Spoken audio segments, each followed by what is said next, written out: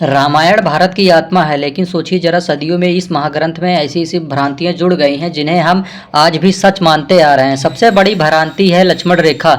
हम सब ने बचपन से सुना है कि लक्ष्मण जी ने एक रेखा खींची थी, लेकिन असल में ना तो वाल्मीकि रामायण और ना ही तुलसीदास की रामचरितमानस में इसका कोई जिक्र मिलता है। यानी ध्यान दीजिए, जिस बात को हम हमेशा सच मानते हैं वो ग्रंथों में है ही नहीं।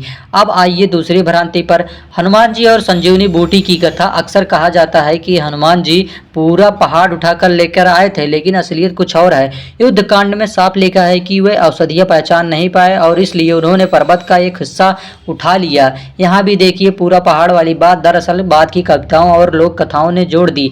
ठीक इसी तरह सूर्पणखा की कथा में भी अंतर है। आपने हमेशा सुना होगा कि उसकी नाक और कान दोनों काट दिए गए थे, लेकिन ध्यान दीजिए, अरण्य कांड में केवल नाक का उल्लेख है, कान का नहीं। यानी यहाँ भी असल रामायण और सुनी सुनाई कहानियों में फर्क है। अब आते हैं सबसे विवादित प्रसंग पर, शंबुक वध। कहा जाता है कि राम ने शूद्र शंबुक की हत्या कर दी क्योंकि वह तप कर रहा था, लेकिन याद रखिए यह प्रसंग केवल उत्तर कांड में है और विद्वान मानते हैं कि यह भाग बाद में जोड़ा गया है। यानी असल रामायण में इसका कोई जिक्र नहीं मिलता। और अंत में अहिल्या की कथा।